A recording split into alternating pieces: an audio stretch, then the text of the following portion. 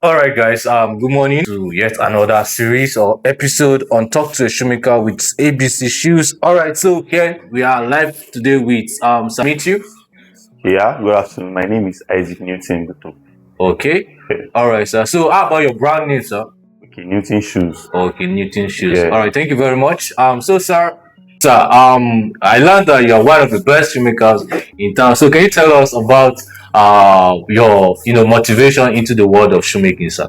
Okay, well, for me, it's just the desire to make something tangible. You Okay. understand? So, Okay. like when I just love seeing shoes, you get. So Okay. when I just try my best to like make it. Okay. So if I make a shoe number, I just feel that you understand that pride. Yeah. So someone wearing my shoe, and I feel that pride. So Yeah. then what drew me into the shoemaking business was like I do see other shoemakers post online, you get, so I just felt inspired Okay. to try to make mine. You understand? Wow. So when I now, that's why what inspired me. I now try to like make, and when I see people wear my shoes, I just feel that. Yeah, so that happiness, that joy that comes with having to get people work on your product, Yeah. and also yourself, using your shoes that you make by yourself, that happiness. Wow, that is amazing. So, sir, how long have you been into shoemaking, sir? Okay, well, for me, I started around 2019. Okay. But went for like the Corona break and also let me just say 2020. But then I was just Okay, not 2019, 2018, like that. 2020, bro.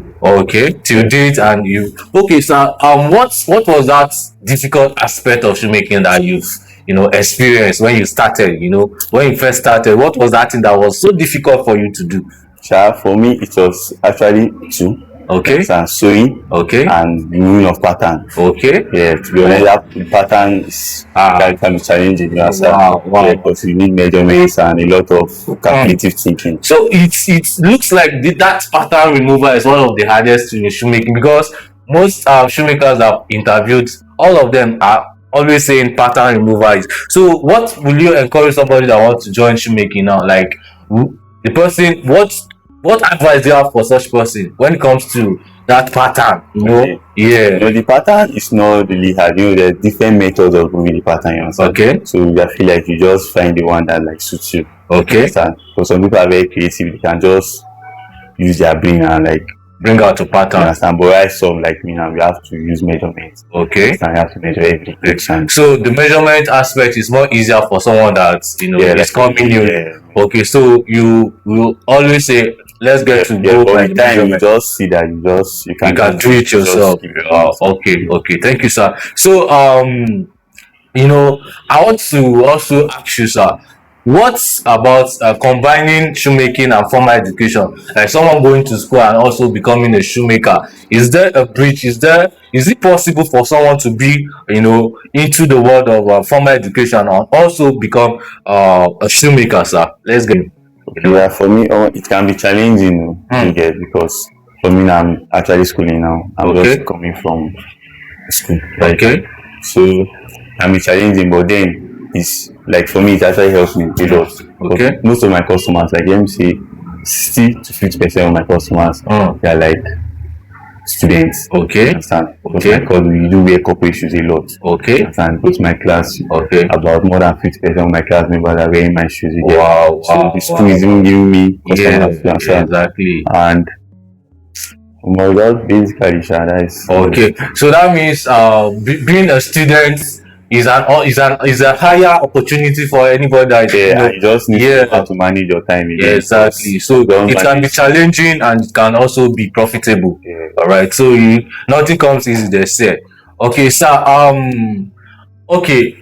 Now let's say you have a shoe, and let's say a customer order for shoe, because I get to learn that this is one of the difficult or challenging aspect of the shoemaking business. Getting to know the accurate size of your customers. So how do you balance? Let's say somebody is far away and the person sends you their measurement.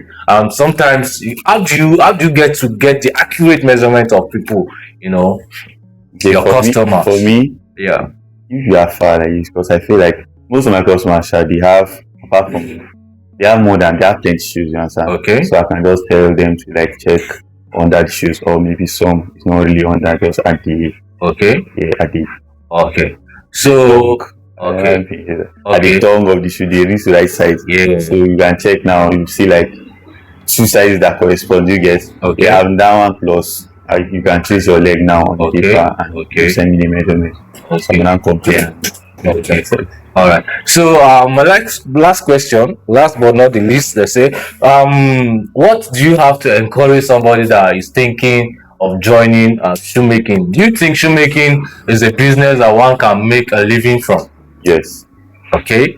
Yes, I feel you just need to plan and strategize well, because